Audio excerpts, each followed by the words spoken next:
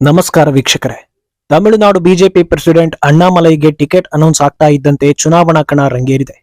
Ticket ಘೋಷಣೆ ಬಳಿಕ ಮೊದಲ ಬಾರಿಗೆ ಕೊಯಂಬತ್ತೂರು ಕ್ಷೇತ್ರಕ್ಕೆ ಕಾಲಿಟ್ಟ ಅಣ್ಣಾಮಲೈಗೆ ಅಭೂತಪೂರ್ವ ರೆಸ್ಪಾನ್ಸ್ ಸಿಕ್ಕಿದೆ. ಇದರ ಬೆನ್ನಲ್ಲೇ ಡಿಎಂಕೆಗೆ ದೊಡ್ಡ ಚಾಲೆಂಜ್ ಮಾಡಿದ್ದಾರೆ ಅಣ್ಣಾಮಲೈ. ಈ ಹಿಂದೆ 40 ದಿನಗಳ ಬಗ್ಗೆ ಕ್ಲೂ ಕೊಟ್ಟು ಎಲ್ಲರ ಕಣ್ಣರಳಿಸಿದ್ದ ಅಣ್ಣಾಮಲೈ ಈಗ ಮತ್ತೆ 40 ದಿನಗಳು ಅಂತ ಹೇಳಿ ಇನ್ನೊಂದು ಸವಾಲು ಎಸೆದಿದ್ದಾರೆ. ದಶಕಗಳಿಂದ ಪ್ರಾದೇಶಿಕ ಪಕ್ಷಗಳು ಬೇರೂರಿರೋ ತಮಿಳುನಾಡಿನಲ್ಲಿ ಬದಲಾವಣೆ ತರ್ತಾ ಇರೋ ಅಣ್ಣಾಮಲೈ ಭರವಸೆ ಮೂಡಿಸಿರೋದ್ರಲ್ಲಿ ಯಾವುದೇ ಅನುಮಾನ ಇಲ್ಲ. ಆದ್ರೆ ಈಗ ಸಿಎಂ ಸ್ಟಾಲಿನ್ಗೆ ನೇರ ಸವಾಲ್ ಹಾಕ್ತಾ ಇರೋದನ್ನ ನೋಡಿದ್ರೆ ಡಿಎಂಕೆಯನ್ನ ಕುಗ್ಗಿಸೋದಕ್ಕೆ ಇನ್ನೊಂದು ಬ್ರಹ್ಮಾಸ್ತ್ರ ತಯಾರಾಗಿದೆಯಾ ಅನ್ನೋ ಅನುಮಾನ ಶುರುವಾಗಿದೆ. ಇತ್ತ ರಾಷ್ಟ್ರ ರಾಜಕಾರಣದಲ್ಲಿ ಫುಲ್ ಆಕ್ಟಿವ್ ಆಗಿರೋ ಬಿಜೆಪಿಗೆ ಹಿಮಾಚಲ ಪ್ರದೇಶದಲ್ಲಿ ದೊಡ್ಡ ಬೆಂಬಲ ಸಿಗ್ತಾ ಇದೆ. ಕಾಂಗ್ರೆಸ್ಗೆ ಕೈಕೊಟ್ಟು ಹಲವು ಶಾಸಕರು ಕಮಲವನ್ನ ಹಿಡಿದಿದ್ದಾರೆ. ಇನ್ನು ಕರ್ನಾಟಕದಲ್ಲಿ ಬಿಜೆಪಿ ಜೊತೆ ಮೈತ್ರಿ ಮಾಡಿಕೊಂಡಿದ್ದ ಜೆಡಿಎಸ್ಗೆ ಸೀಟ್ ವಿಚಾರದಲ್ಲಿ ಗೊಂದಲ ಇತ್ತು. ಈಗ ಅದಕ್ಕೂ ಕೂಡ ಹೈಕಮಾಂಡ್ ಇತಿಶ್ರೀ ಹಾಡಿದೆ. ಎಲ್ಲಾ ಸುಖಾಂತ್ಯ ಆಯ್ತು ಅನ್ನೋವಾಗ ಕರ್ನಾಟಕದಲ್ಲಿ ಕಮಲ ಪಡೆಗೆ ಇನ್ನೊಂದು ಸಂಕಷ್ಟ ಎದುರಾಗಿದೆ. ಹಾಗಿದ್ರೆ ಅಣ್ಣಾಮಲೈ ಚಾಲೆಂಜ್ ಏನು? ಹಿಮಾಚಲದಲ್ಲಿ ಮೇಜರ್ ಆಪರೇಷನ್ ಹಿಂದಿನ ರಹಸ್ಯವೇನು? ಕರ್ನಾಟಕದಲ್ಲಿ ಬಿಜೆಪಿಗೆ ಕಂಟಕ ಆಗಿರೋದು ಯಾರು? ಇದೆಲ್ಲವನ್ನ ಒನ್ ಬೈ ಒನ್ ಹೇಳ್ತಾ ಹೋಗ್ತೀವಿ. ಈ ವಿಡಿಯೋವನ್ನ ತಪ್ಪದೇ ಕೊನೆ ತನಕ ನೋಡಿ. ಅದಕ್ಕೂ ಮುನ್ನ ಮೀಡಿಯಾ ಮಾನ್ಸ್ಟರ್ ಚಾನಲ್ ಅನ್ನ ತಪ್ಪದೇ ಸಬ್ಸ್ಕ್ರೈಬ್ ಮಾಡಿ. ಹೌದು, ಟಿಕೆಟ್ ಘೋಷಣೆ ಬಳಿಕ ತಮಿಳುನಾಡಲ್ಲಿ ಬಿಜೆಪಿಯ ಇನ್ನೊಂದು ಪರ್ವ ಆರಂಭವಾದಂತಾಗಿದೆ. ಬಿಜೆಪಿ ಪಾಲಿಗೆ ಈ ನಿರ್ಧಾರ ಗೇಮ್ ಚೇಂಜರ್ ಅಂತಲೇ ಪರಿಗಣಿಸಲಾಗಿದ್ದು, ಲೋಕಸಭಾ ಅಖಾಡಕ್ಕೆ ಇಳಿತಾ ಇದ್ದಂತೆ ಅಣ್ಣಾಮಲೈ ಎದುರಾಳಿಗಳಿಗೆ ನೇರ ಟಕ್ಕರ್ ಕೊಡೋದಕ್ಕೆ ಆರಂಭಿಸಿದ್ದಾರೆ. ಟಿಕೆಟ್ ಘೋಷಣೆ ಬಳಿಕ ಮೊದಲ ಬಾರಿ ಕೊಯಂಬತ್ತೂರಿಗೆ ಕಾಲಿಟ್ಟ ಅಣ್ಣಾಮಲೈ ದೊಡ್ಡ ಸವಾಲೊಂದನ್ನ ಹಾಕಿದ್ದಾರೆ. ಇನ್ನು 40 ದಿನಗಳ ಕಾಲ ಸ್ಟಾಲಿನ್ ಇಲ್ಲೇ ಇದ್ದು ಅದೆಷ್ಟೇ ಪ್ರಚಾರ ಮಾಡಿದ್ರೂ ನನ್ನನ್ನ ಸೋಲಿಸೋದಕ್ಕೆ ಸಾಧ್ಯವಿಲ್ಲ ಅಂತ ಆತ್ಮವಿಶ್ವಾಸದ ಮಾತನಾಡಿದ್ದಾರೆ. ಇನ್ನೂ ಒಂದು ಹಂತ ಮುಂದಕ್ಕೆ ಹೋಗಿ ಕೇವಲ ಸ್ಟಾಲಿನ್ ಮಾತ್ರ ಅಲ್ಲ, ಡಿಎಂಕೆಯ ಎಲ್ಲಾ ಸಚಿವರು, ಯಾರೇ ನಾಯಕರು ಇಲ್ಲಿ ಬಂದು ಪ್ರಚಾರ ಮಾಡಿದ್ರು ಗೆಲ್ಲೋದು ಬಿಜೆಪಿ ಅನ್ನೋ ಮೂಲಕ ಲೋಕಸಭಾ ಅಖಾಡದಲ್ಲಿ ಎದುರಾಳಿಗಳಿಗೆ ಮೊದಲ ಹೊಡೆತವನ್ನ ಕೊಟ್ಟಿದ್ದಾರೆ. ಅಲ್ಲದೆ ಕೊಯಂಬತ್ತೂರಿನಲ್ಲಿ ಬಿಜೆಪಿಯನ್ನ ಸೋಲಿಸೋದಕ್ಕೆ ಎದುರಾಳಿಗಳು ಯಾವ ತಂತ್ರವನ್ನ ಬೇಕಾದರೂ ಮಾಡ್ಲಿ, ಆದ್ರೆ ಇಲ್ಲಿ ದೊಡ್ಡ ಮಾರ್ಜಿನ್ ಇಂದ ಬಿಜೆಪಿ ಗೆಲ್ಲೋದು ನಿಶ್ಚಿತ ಅಂತ ಆತ್ಮವಿಶ್ವಾಸವನ್ನ ಹೊರಡಿಸಿದ್ದಾರೆ. ಈ ಬಾರಿ ನಡೀತಾ ಇರೋದು ಧರ್ಮ ಹಾಗೂ ಅಧರ್ಮದ ನಡುವಿನ ಯುದ್ಧ ಅನ್ನೋ ಮೂಲಕ ಸನಾತನ ಧರ್ಮದ ವಿರುದ್ಧ ಮಾತನಾಡಿದ್ದ ಉದಯನಿಧಿಗೆ ಟಕ್ಕರ್ ಕೊಟ್ಟಿದ್ದಾರೆ. ಕೊಯಂಬತ್ತೂರ್ ಅಖಾಡ ರಂಗೇರೋದಕ್ಕೆ ಅಣ್ಣಾಮಲೈ ಸ್ಪರ್ಧೆ ಒಂದು ಕಾರಣವಾದ್ರೆ, ಅಲ್ಲಿ ಡಿಎಂಕೆ ಹಾಗೂ ಎಐಎಡಿಎಂಕೆಯು ಪ್ರಬಲ ಪೈಪೋಟಿ ನೀಡೋ ಸಾಧ್ಯತೆ ಇದೆ. ಆದ್ರಿಂದ ಕೊಯಂಬತ್ತೂರಿನಲ್ಲಿ ಈ ಬಾರಿ ತ್ರಿವಳಿ ಯುದ್ಧ ಅಂತ ಹೇಳಲಾಗ್ತಾ ಇದೆ. ಇಷ್ಟಾದ್ರೂ ತಮ್ಮ ಕ್ಷೇತ್ರದ ಬಗ್ಗೆ ಬಹಳ ವಿಶ್ವಾಸದಿಂದ ಇರೋ ಅಣ್ಣಾಮಲೈ ತಮಿಳುನಾಡು ರಾಜಕಾರಣದಲ್ಲಿ ಬದಲಾವಣೆ ಕೊಯಂಬತ್ತೂರು ಮೂಲಕವೇ ಆಗಲಿದೆ ಅಂತ ಹೇಳಿದ್ದಾರೆ. ಈ ಕ್ಷೇತ್ರ ಮಾತ್ರ ಅಲ್ಲ, ಬಿಜೆಪಿ ನಾಯಕರು ಹಾಗೂ ಬಿಜೆಪಿಯ ಮೈತ್ರಿ ನಾಯಕರು ಸ್ಪರ್ಧಿಸ್ತಾ ಇರೋ ಎಲ್ಲಾ 39 ಕ್ಷೇತ್ರಗಳನ್ನ ಗೆದ್ದು ಬರ್ತೀವಿ ಅಂತ ಸವಾಲ್ ಹಾಕಿದ್ದಾರೆ. ಇದೇ ವೇಳೆ ಇನ್ನೊಂದು ಮಾತನ್ನ ಹೇಳಿರೋ ಅಣ್ಣಾಮಲೈ, ವೋಟ್ಗಾಗಿ ನಾವು ಮತದಾರರಿಗೆ ಖಂಡಿತ ಆಮಿಷ ಒಡ್ಡೋ ಕೆಲಸ ಮಾಡೋದಿಲ್ಲ.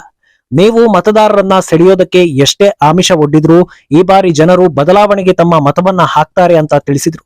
ಇನ್ನು ತಮಗೆ ಲೋಕಸಭಾ ಚುನಾವಣೆ ಬಗ್ಗೆ ಇಂಟ್ರೆಸ್ಟ್ ಇರಲಿಲ್ಲ ಅನ್ನೋದನ್ನ ಒಪ್ಪಿಕೊಂಡ ಅಣ್ಣಾಮಲೈ, ಪ್ರಧಾನಿ ಮೋದಿ ಅವರ ಆದೇಶ ಹಾಗೂ ಸಲಹೆ ಮೇರೆಗೆ ನಾನು ಲೋಕಸಭಾ ಚುನಾವಣೆಯಲ್ಲಿ ಸ್ಪರ್ಧಿಸ್ತಾ ಇರೋದಾಗಿ ತಿಳಿಸಿದ್ರು. ಈ ಲೋಕಸಭಾ ಚುನಾವಣೆಯಲ್ಲಿ ಬಿಜೆಪಿಯ ಪರ್ಫಾರ್ಮೆನ್ಸ್ 2026ರ ವಿಧಾನಸಭಾ ಚುನಾವಣೆಗೆ ದೊಡ್ಡ ತಿರುವು ನೀಡುತ್ತೆ ಅಂತ ಹೇಳಿದ್ರು. ಇನ್ನು ಡಿಎಂಕೆ ಪ್ರಣಾಳಿಕೆ ಬಗ್ಗೆ ಕಿಡಿಕಾರಿದ ಅಣ್ಣಾಮಲೈ, ಅದನ್ನ ಟಾಯ್ಲೆಟ್ ಪೇಪರ್ ಆಗಿ ಬಳಸೋದಕ್ಕೆ ಯೋಗ್ಯ. ಇದುವರೆಗೆ ಪ್ರಣಾಳಿಕೆಯಲ್ಲಿ ನೀಡೋ ಯಾವ ಭರವಸೆಗಳನ್ನ ಡಿಎಂಕೆ ಸರ್ಕಾರ ಈಡೇರಿಸಿದ್ದೇ ಇಲ್ಲ. ಸುಳ್ಳು ಭರವಸೆ ನೀಡೋದು ಅವರಿಗೆ ಅಭ್ಯಾಸವಾಗಿದೆ ಅಂತ ಗುಡುಗಿದ್ರು.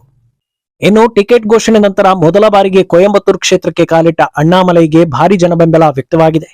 ರಾತ್ರಿ ಹೊತ್ತಲ್ಲೂ ಸಾವಿರಾರು ಸಂಖ್ಯೆಯಲ್ಲಿ ಜನರು ಸೇರೋ ಮೂಲಕ ಈ ಬಾರಿ ನಮ್ಮ ಆಯ್ಕೆ ನೀವೇ ಅಂತ ಸಂದೇಶವನ್ನ ಸಾರಿದ್ದಾರೆ. ಮಕ್ಕಳು ಮುದುಕರು ಎನ್ನದೆ ಎಲ್ಲಾ ವಯೋಮಾನದವರು ಸೇರಿದ್ದನ್ನ ಕಂಡು ಅಣ್ಣಾಮಲೈ ವಿಶ್ವಾಸ ಹೆಚ್ಚಿದೆ.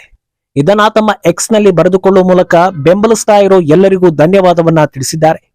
ಇನ್ನು ತಮ್ಮ ಕ್ಷೇತ್ರದಲ್ಲಿ ರಾಜಕೀಯ ಚಟುವಟಿಕೆ ಆರಂಭಿಸಿರೋ ಅಣ್ಣಾಮಲೈ ಎಡಿಸನ್ ಆಫ್ ಇಂಡಿಯಾ ಅಂತ ಕರೆಸಿಕೊಳ್ಳೋ ಜಿಟಿ ನಾಯ್ಡು ಅವರ ಪುತ್ಥಳಿ ಹಾಗೂ ಮ್ಯೂಸಿಯಂ ಅನ್ನ ಅನಾವರಣಗೊಳಿಸಿದ್ರು. ಈ ಮೂಲಕ ಕೊಯಂಬತ್ತೂರಿನಲ್ಲಿ ಮೊದಲ ಹೆಜ್ಜೆಯನ್ನ ಇಟ್ಟಿದ್ದಾರೆ. ಇನ್ನು ದೇಶಾದ್ಯಂತ ಮೋದಿ ಅಲೆ ಹಾಗೂ ಬಿಜೆಪಿ ಅಲೆ ಜೋರಾಗಿದ್ದು, ಹಿಮಾಚಲ ಪ್ರದೇಶದಲ್ಲಿ ಕಾಂಗ್ರೆಸ್ಗೆ ದೊಡ್ಡ ಹೊಡೆತ ಬಿದ್ದಿದೆ. ಹಿಮಾಚಲ ಪ್ರದೇಶ ಕಾಂಗ್ರೆಸ್ನ 6 ಶಾಸಕರು ಹಾಗೂ 3 ಇಂಡಿಪೆಂಡೆಂಟ್ ಎಂಎಲ್ಎಗಳು ಬಿಜೆಪಿಯನ್ನ ಸೇರಿದ್ದಾರೆ. ಕಳೆದ ತಿಂಗಳು ರಾಜ್ಯಸಭೆಯಲ್ಲಿ ಈ ಶಾಸಕರು ಬಿಜೆಪಿ ಪರವಾಗಿ ಕೈ ಎತ್ತಿದ್ರು. ಇದರ ಬೆನ್ನಲ್ಲೇ ಹಿಮಾಚಲ ರಾಜ್ಯ ಕಾಂಗ್ರೆಸ್ನಲ್ಲಿ ಅಸಮಾಧಾನ ಶುರುವಾಗಿತ್ತು. ರೆಬೆಲ್ಗಳನ್ನ ಡಿಸ್ಕ್ವಾಲಿಫೈ ಮಾಡಿದ್ರಿಂದ ಕಾಂಗ್ರೆಸ್ ಬಲ 40ರಿಂದ 34ಕ್ಕೆ ಕುಸಿದಿತ್ತು. ಈಗ ರಾಜೀನಾಮೆ ನೀಡಿರೋ ರೆಬೆಲ್ ಶಾಸಕರ ಕ್ಷೇತ್ರಗಳಲ್ಲಿ ಬೈ ಎಲೆಕ್ಷನ್ ಅನೌನ್ಸ್ ಆಗಿದ್ದು, ಲೋಕಸಭಾ ಚುನಾವಣೆಯ ಮೊದಲ ಹಂತದ ದಿನವೇ ಬೈ ಎಲೆಕ್ಷನ್ ನಡೆಯಲಿದೆ. ಇತ್ತ ಮೂವರು ಪಕ್ಷೇತರರ ಬೆಂಬಲ ಬೇರೆ ಇರೋದ್ರಿಂದ 25 ಸೀಟ್ ಗೆದ್ದಿದ್ದ ಬಿಜೆಪಿಗೆ ದೊಡ್ಡ ಬಲ ಬಂದಂತಾಗಿದೆ. ಬೈ ಎಲೆಕ್ಷನ್ ನಲ್ಲಿ ಬಿಜೆಪಿ ಅಭ್ಯರ್ಥಿಗಳು ಗೆದ್ರೆ ಹಿಮಾಚಲದಲ್ಲಿ ಬಿಜೆಪಿ ಸರ್ಕಾರ ಆಡಳಿತಕ್ಕೆ ಬರೋದು ಬಹುತೇಕ ಫಿಕ್ಸ್ ಆಗಿದೆ. ಅಲ್ಲದೆ ಲೋಕಸಭೆಯಲ್ಲಿ ಮೋದಿ ಅಲೆ ಜೋರಾಗಿರೋದ್ರಿಂದ ಬೈ ಎಲೆಕ್ಷನ್ ವೇಳೆ ಎಲ್ಲರೂ ಬಿಜೆಪಿಗೆ ವೋಟ್ ಒತ್ತಲಿದ್ದಾರೆ ಅಂತ ಚರ್ಚೆಗಳು ಶುರುವಾಗಿದೆ. ಇನ್ನು ಇತ್ತ ಕರ್ನಾಟಕದಲ್ಲಿ ಕಗ್ಗಂಟಾಗಿದ್ದ ಬಿಜೆಪಿ ಜೆಡಿಎಸ್ ಸೀಟ್ ಹಂಚಿಕೆಗೆ ತೆರೆ ಬಿದ್ದಿದೆ. ಕರ್ನಾಟಕದ 28 ಕ್ಷೇತ್ರಗಳ ಪೈಕಿ ಹಾಸನ, ಮಂಡ್ಯ ಹಾಗೂ ಕೋಲಾರ ಲೋಕಸಭಾ ಕ್ಷೇತ್ರಗಳನ್ನ ಜಾತ್ಯತೀತ ಜನತಾದಳಕ್ಕೆ ಬಿಟ್ಟುಕೊಡಲು ಭಾರತೀಯ ಜನತಾ ಪಕ್ಷ ತೀರ್ಮಾನಿಸಿದೆ. ಈ ಬಗ್ಗೆ ಕರ್ನಾಟಕದ ಬಿಜೆಪಿ ಚುನಾವಣಾ ಉಸ್ತುವಾರಿ ರಾಧಾ ಮೋಹನ್ ದಾಸ್ ಅಗರ್ವಾಲ್ ಅಧಿಕೃತ ಮಾಹಿತಿಯನ್ನ ನೀಡಿದ್ದು, ಕೋಲಾರ, ಮಂಡ್ಯ ಮತ್ತು ಹಾಸನ ಲೋಕಸಭಾ ಕ್ಷೇತ್ರಗಳನ್ನ ಜೆಡಿಎಸ್ಗೆ ನೀಡಿದ್ದೇವೆ. ಈ 3 ಕ್ಷೇತ್ರಗಳಲ್ಲಿ ನಾವು ಜೆಡಿಎಸ್ಗೆ ಬೆಂಬಲ ನೀಡಲೇಬೇಕು ಅಂತ ತಿಳಿಸಿದ್ದಾರೆ. ಇದರಿಂದ ಹಾಸನ ಹಾಗೂ ಕೋಲಾರದಲ್ಲಿ ಜೆಡಿಎಸ್ಗೆ ವಿರೋಧ ವ್ಯಕ್ತಪಡಿಸಿದ್ದ ಬಿಜೆಪಿ ಮುಖಂಡರಿಗೆ ಮೈತ್ರಿ ಧರ್ಮ ಪಾಲಿಸಿ ಅಂತ ಖಡಕ್ ಸೂಚನೆ ನೀಡಿದ್ದಾರೆ. ಇನ್ನು ಇತ್ತ ಬೆಂಗಳೂರು ಗ್ರಾಮಾಂತರದಿಂದ ಡಾಕ್ಟರ್ ಮಂಜುನಾಥ್ ಅವರು ಸ್ಪರ್ಧಿಸ್ತಾ ಇದ್ದಾರೆ. ಅವರು ಬಿಜೆಪಿಯಿಂದ ಸ್ಪರ್ಧೆ ಮಾಡ್ತಾ ಇದ್ರು ದೇವೇಗೌಡರ ಅಳಿಯ ಆಗಿರೋದ್ರಿಂದ ಜೆಡಿಎಸ್ಗೆ 4 ಸೀಟ್ ಕೊಟ್ಟಂತಾಗಿದೆ. ಇದೆಲ್ಲದರ ಮಧ್ಯೆ ರಾಜ್ಯದಲ್ಲಿ ಬಿಜೆಪಿಗೆ ದೊಡ್ಡ ಕಂಟಕವಾಗಿರೋದು ಈಶ್ವರಪ್ಪ ಸ್ಪರ್ಧೆ. ಟಿಕೆಟ್ ವಿಚಾರದಲ್ಲಿ ಬಿಎಸ್ ಯಡಿಯೂರಪ್ಪ ವಿರುದ್ಧ ಅಸಮಾಧಾನಗೊಂಡಿರೋ ಕೆಎಸ್ ಈಶ್ವರಪ್ಪ ಬಿಎಸ್ವೈ ಪುತ್ರ ರಾಘವೇಂದ್ರ ವಿರುದ್ಧ ಪಕ್ಷೇತರ ಸ್ಪರ್ಧಿಯಾಗಿ ಅಖಾಡಕ್ಕೆ ಇಳಿತಾ ಇದ್ದಾರೆ. ಈಗಾಗಲೇ ಪ್ರಚಾರ ಕಾರ್ಯದಲ್ಲೂ ತೊಡಗಿಕೊಂಡಿರೋ ಈಶ್ವರಪ್ಪ ಬ್ರಹ್ಮ ಬಂದು ಸಂಧಾನ ನಡೆಸಿದ್ರು ನಾನು ಸ್ಪರ್ಧೆಯಿಂದ ಹಿಂದೆ ಸರಿಯೋದಿಲ್ಲ ಅಂತ ಗುಟುರು ಹಾಕ್ತಿದ್ದಾರೆ. ನನ್ನ ಸ್ಪರ್ಧೆ ಬಗ್ಗೆ ಮತದಾರರಲ್ಲಿ ಗೊಂದಲ ಸೃಷ್ಟಿಸೋ ಪ್ರಯತ್ನ ನಡೀತಾ ಇದೆ. ಯಾರೇ ಬಂದು ಕೇಳಿದ್ರು ನಾನು ಸ್ಪರ್ಧೆ ತೀರ್ಮಾನವನ್ನ ವಾಪಸ್ಸು ಪಡೆಯೋ ಪ್ರಶ್ನೆಯೇ ಇಲ್ಲ. ಬಂಡಾಯ ಸ್ಪರ್ಧೆ ಬಳಿಕ ಯಡಿಯೂರಪ್ಪ, ಅವರ ಕುಟುಂಬದವರು, ರಾಷ್ಟ್ರೀಯ ಅಧ್ಯಕ್ಷ ಜೆಪಿ ನಡ್ಡಾ ಸೇರಿದಂತೆ ಯಾರು ನನಗೆ ಕರೆ ಮಾಡಿಲ್ಲ. ನಾನು ಯಾರಿಗೂ ಬಗ್ಗೋದಿಲ್ಲ.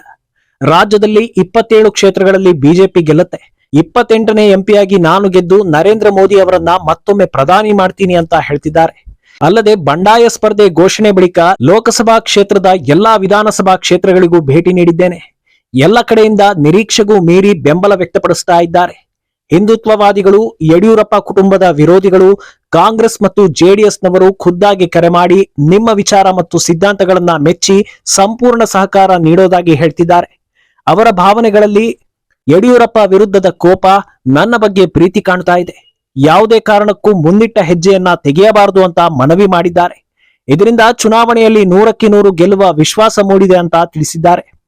ಒಟ್ನಲ್ಲಿ ಬಿಜೆಪಿ ಹೋಗ್ತಾ ಇರೋ ಸ್ಪೀಡ್ ನೋಡಿದ್ರೆ ಚುನಾವಣಾ ದಿನಾಂಕದ ತುದಿಯವರೆಗೂ ಒಂದಿಲ್ಲ ಒಂದು ಅಸ್ತ್ರವನ್ನ ಪ್ರಯೋಗ ಮಾಡೋ ಹಾಗೆ ಕಾಣಿಸ್ತಾ ಇದೆ. ಸದ್ಯ ತಮಿಳುನಾಡಿನಲ್ಲಿ ಬಿಜೆಪಿ ಗಟ್ಟಿಯಾಗ್ತಾ ಇದ್ರೆ ಹಿಮಾಚಲದಲ್ಲಿ ಬೋನಸ್ ಸಿಕ್ಕಂತಾಗಿದೆ. ಇತ್ತ ಈಶ್ವರಪ್ಪ ಅಸಮಾಧಾನವನ್ನ ತಣಿಸುವಲ್ಲಿ ಯಶಸ್ವಿಯಾದ್ರೆ ಶಿವಮೊಗ್ಗದಲ್ಲಿ ಬಿಜೆಪಿ ಗೆಲ್ಲೋದು ನಿಶ್ಚಿತ ಅಂತ ಹೇಳಲಾಗ್ತಾ ಇದೆ. ಚುನಾವಣಾ ಹೊಸ್ತಿಲಲ್ಲಿ ಇನ್ನೂ ಏನೆಲ್ಲ ಆಗಲಿದೆ ಅನ್ನೋದನ್ನ ಕಾದು ನೋಡಬೇಕು. ಈ ಬಗ್ಗೆ ನಿಮ್ಮ ಅಭಿಪ್ರಾಯವನ್ನ ತಪ್ಪದೆ ಕಾಮೆಂಟ್ ಮೂಲಕ ತಿಳಿಸಿ.